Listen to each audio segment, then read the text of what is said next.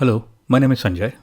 If you are preparing for the CLAT 2026, you should watch this series of videos in which I am covering all the essential information. Let us start with what is CLAT. Some people call it CLAT, some prefer to call it the CLAT. CLAT stands for the Common Law Admission Test, which is the common admissions test for UG and PG, that is the LLB and LLM programs of the participating NLUs. In CLAT 2025, there were a total of 24 participating NLUs. The newly formed Dr. Rajendra Prasad NLU joined the CLAT from the academic year 25-26, and NLU Meghalaya may join the CLAT in the near future. Just to add, while all the other NLUs conduct admissions through the CLAT, NLU Delhi has a separate entrance exam called the AILET, that is All India Law Entrance Test. Why NLU Delhi prefers to have a separate entrance exam is another story for another day. The year of the CLAT may be a little confusing because CLAT 2025 was actually held in December 2024 and CLAT 2026 will be conducted in December 2025. Apart from the NLUs, there are several other institutions which also accept CLAT scores for their own admission process. You can find the complete list in the affiliated universities page of the CLAT consortium website. For CLAT 2025, there were 28 such institutions. A few of them exclusively use CLAT scores for their admissions, whereas most of the others accept CLAT scores or scores from other exams like the LNAT, LSAT, or scores from their own separate entrance exams. This list of affiliated universities includes some well-known and prestigious institutions like UPES, NMIMS, IIM Rohtak, Nirma University, etc. So if a candidate does not get a seat in an NLU of their choice, they can apply to any of these other institutions using the same CLAT scores. What are the minimum eligibility criteria for CLAT? Technically speaking, these eligibility criteria are actually for admission into the LLB program and not really for the CLAT. The CLAT is held in December, which means that candidates appearing for the qualifying exam in the next March or the next April are also eligible to sit for the exam. But still, the official eligibility criteria for CLAT is that candidates must have passed their 10+2 or equivalent exam with a minimum of 45% marks for general category and 40% marks for SC, ST and PWD candidates. So, if you are yet to appear for your +2 exams, you can still sit for the CLAT and even get a seat allotted in an NLU. But you have to meet the minimum eligibility requirements and submit all the proofs on or before a specific cutoff date to confirm the seat. Or else the seat will be forfeited and will be allotted to the next eligible candidate in the queue. And there is no upper age limit for appearing in the CLAT. Now, how many seats are available through the CLAT? Because each NLU follows the standard reservation pattern and may also have other categories like state domicile quota, reserved seats within the domicile quota, etc. The seat matrix is a little complex. So I will use rough or approximate numbers in this video. While all of these numbers will change a little year to year, for CLAT 2025, there were a total of around 3,650 LLB seats available through the CLAT.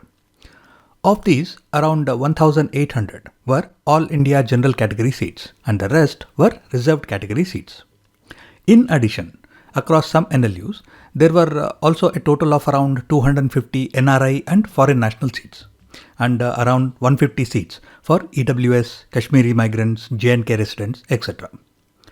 The admissions process for these supernumerary seats like the NRI and foreign national seats may be a little different and may not require CLAT scores.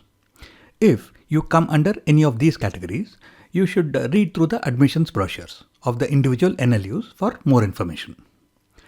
Usually, many of these seats go unfilled and they are eventually converted into general category seats, and these are filled directly by the NLUs after the CLAT process. I will talk a little more about this particular point later in this video. How many candidates appear for the CLAT? For some reason, for the past couple of years, the CLAT consortium has not been publishing the actual registered and appeared numbers. But based on the numbers that were officially published for the previous exams, we can safely guess that around 65 to 70,000 candidates register for the CLAT UG. And the consortium has stated that 96.36% of the registered candidates actually appeared for the CLAT 2025. So even if we assume 65,000 registrations, around 62,500 candidates actually appeared for the CLAT UG, plus minus a couple of thousands. While some websites and some videos have mentioned that there were over 1 lakh registrations for the CLAT 2025, nobody has given any references to any official sources. And also the over 1 lakh registrations includes the 15 to 20,000 candidates who register for the CLAT PG, that is for LLM admissions. For CLAT UG, that is for the LLB admissions, we can safely assume that around 62,500 candidates will appear in a typical year. Now we have calculated that around 1,800 All India General Category LLB seats are available in a typical year across all the participating NLUs. And around 62,500 candidates may appear for the CLAT UG in a typical year. So how tough is it to get an NLU seat through the CLAT? Since I have been tracking the CLAT exam for several years now and also looked at the All India merit lists and the scores that were being published earlier, I would say that around 50% of the candidates who register for the CLAT are not serious, or they appear for the exam without adequate preparation. So the actual competition is within the 30,000 odd candidates who are serious and appear for the exam with some decent level of preparation. If these 30,000 candidates are competing for the 1,800 odd seats, it means that roughly around 5 to 6% of the candidates will get a seat in some NLU or the other. But if you are interested in getting into one of the top 5 NLUs, then there are around 350 general category seats on offer, which means that roughly around 1.17% of the 30,000 candidates will get a seat in one of the top 5 NLUs. But these percentages are somewhat misleading. Even though 5 to 6% of the general applicants, that is around 1,800 candidates, may get a seat offer in one of the NLUs, the cutoff rank will be somewhere here, because not all of the candidates who are offered a seat will accept it. There is a high percentage of dropouts, especially in the newer and the lower ranked NLUs. There will be candidates who are very particular about getting into one of the top NLUs only, and they drop out if they don't get a seat. Other candidates may have given other entrance exams like engineering, medical, dental, and they drop out of the CLAT process completely. Even with the top NLUs, there is a certain percentage of dropouts, even though it is much lower than the other NLUs, which again means that the actual cutoff rank is not the top 1.17%. It actually gets pushed down. In fact, in some of the NLUs, there will be vacant seats even after the last round of CLAT offers. These are some of the supernumerary seats, state domicile seats, PWD seats, or even regular general seats for which there were no acceptances. And even in some of the top NLUs, NRI and foreign national seats remain vacant. Since these unfilled seats will go waste and they are a loss of revenue, the NLUs will release separate notifications after the CLAT process is completed. If there are no further applicants from that category, then these seats may be converted into general category seats. These seats may be filled on the basis of CLAT rank of the applicants or on the basis of their +2 marks or any other selection criteria as decided by the NLUs, because this is happening outside the CLAT process. Given that the seat availability and the cutoff rank, etc. has too many variables, don't waste too much time on these calculations. Focus on your preparation, do your best in the CLAT, and things will work out. A question that I get asked quite frequently is how much time is required to prepare for the CLAT? Well, when you are preparing for any exam, there is a learning curve. Because you will already have some degree of language, quantitative and reasoning skills, you don't start at level 0. You will typically start off here. As you practice with our mock tests, model papers and previous papers, you will eventually reach your maximum accuracy level in 1.5 to 2 months. If they are given enough time and there is no pressure, then many of the candidates will score very high marks in the CLAT. But when you are taking the CLAT in exam conditions, you will have to read the passages and answer 120 questions in 120 minutes. So you need to be fast. There is time pressure.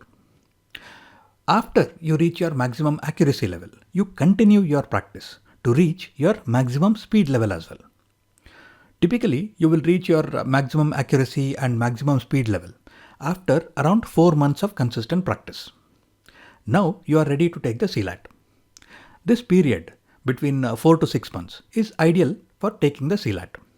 In other words, 4 to 6 months is also the ideal time to prepare for the CLAT. More than 6 months of preparation is not good, because here at point C, you start getting bored. You will start becoming overconfident. You start forgetting some of the concepts that you learnt when you started your preparation. So after 6 months, there is a possibility of the performance actually going down. Remember, all of these calculations are on the basis of the assumption that you are a typical candidate and you are able to spend 3 to 4 hours of dedicated study time for the CLAT. At least 4 days per week when you start off, and gradually increase it to 6 days per week. On the other hand, if you have previously prepared for other similar exams, or you are an above average candidate, you may start off at a higher level and reach maximum accuracy and maximum speed points much faster. And you may need just around 2 months overall to prepare for the CLAT. If we put these timelines on the calendar, since the CLAT will be conducted in early December, you should ideally start your preparation in mid-June or early July. You can also start in August or September, but you will have to correspondingly increase your study time. I will talk more about an ideal preparation calendar and prep schedule in another video. What is the current format for CLAT UG? The CLAT as such started in 2008, but the exam pattern was different. It was primarily an objective type exam for many years. Then the exam pattern was changed to include a subjective or an essay part also. And in 2020, the exam pattern was again changed to the comprehension-based objective type exam, that is the current format. So the previous papers that you must solve are from 2020 onwards. Currently, the CLAT is held in an offline mode, in a pen and paper format, using an OMR marking sheet. It is a 2-hour test with 120 multiple choice questions, each carrying 1 mark. There is a negative marking of 0.25 marks for every wrong answer, and there is no negative marking for any unanswered questions. It is mostly a comprehension-based format with passages of around 450 words. I say mostly because when we solve the question papers, you will see that there will be some questions that are not based on the passages. These are questions which are external or based on general awareness. As per the official pattern, the 120 questions will be divided across 5 subjects: English language, current affairs including general knowledge, legal reasoning, logical reasoning and quantitative techniques. As per the official notifications, the 120 questions in the CLAT will be divided across these 5 subjects. And the approximate number of questions and the approximate weightage is also mentioned. When we look at the most recent previous papers, we can see that legal reasoning has been given more importance, followed by current affairs. Then English language and logical reasoning are at 20% of the total, and quantitative techniques is at around 10%. In the next video, I will go into the details of what exactly are these 5 different areas, what kind of comprehension passages are given, and what kind of questions are asked. Once you get a sense of the complexity or the simplicity of the questions, you will be in a better position to understand your own strengths and weaknesses. And then we can talk about a preparation strategy. I will conclude this video here. If you have any questions or feedback, post it in the comments below. Let us meet again in the next video of this series. Take care and Jai Hind.